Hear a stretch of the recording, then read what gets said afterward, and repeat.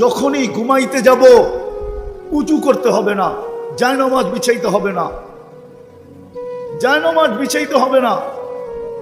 ঘুমানোর জন্য বিছনায় বসবো আর শুধু হাত দুটা উঠায় আল্লাহর কাছে মাপ চায় ঘুমাবো। পারবেন? মনে হয় বোঝেন নাই। হাত দুটা উঠায় কি করব? কি করব? আরে জোরে বলেন। মাপ চায়া ঘুমাবো, মাপ চায়া। নাইলে ওই আল্লাহওয়ালার কথা সত্য হবে। সমুদ্রের ভিতরে বসে কাঁদতেছিল। যুবক জিজ্ঞাসা করছে, বাবা কাঁদিস কেন? প্রয়োজন বল, আমি মিটাইতে চেষ্টা করব। বলছে, বেটা আমার কোনো প্রয়োজন নাই। বলে, তাইলে কাঁদিস কেন? বলে, এই মানুষগুলাকে দেখতেছি 24 ঘন্টা আল্লাহ মাপ চাওয়ার জন্য ডাকে, কিন্তু একজনও হাত উঠায় না একবারের জন্য যে আল্লাহ মাফ করে দেয়।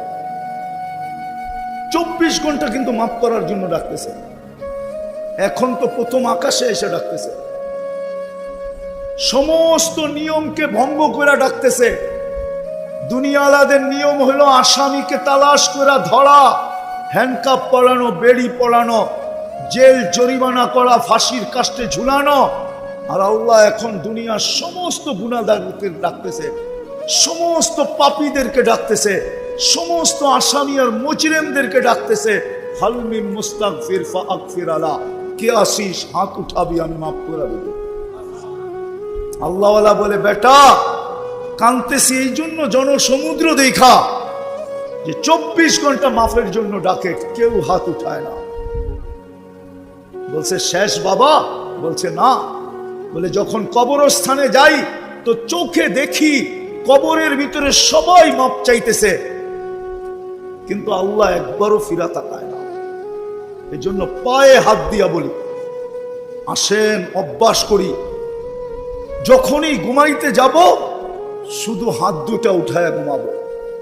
নাইলে হইতে পারে একদিন ঘুমায় যাবেন আর সকালে উঠা হবে না, উঠা হবে না একদিন। আর যদি এই মজমা অভ্যাস করতে পারে, তাহলে আমি আপনাদেরকে গ্যারান্টি দিতে পারি, যুবক 6 মাস যাবে না। 6 মাস যদি তুমি কন্টিনিউ করতে পারো, 6 মাসের ভিতরে তুমি আমাকে তালাশ করবে। আমি গ্যারান্টি ইদানিং এই জন্য দিতেছি, প্রতি মাসে ফোন পাই, হুজুর কি শিখায়া দিলেন, আর কি করতে শুরু করলাম, এখন আল্লাহ কি চোখে দেখাইতেছে তুমিও দেখবে। বিশ্বাস আমার। পারবা ঘুমানোর সময় তওবা করতে? হ্যাঁ, সারাদিন কি করলা এটা আমার বিষয় না।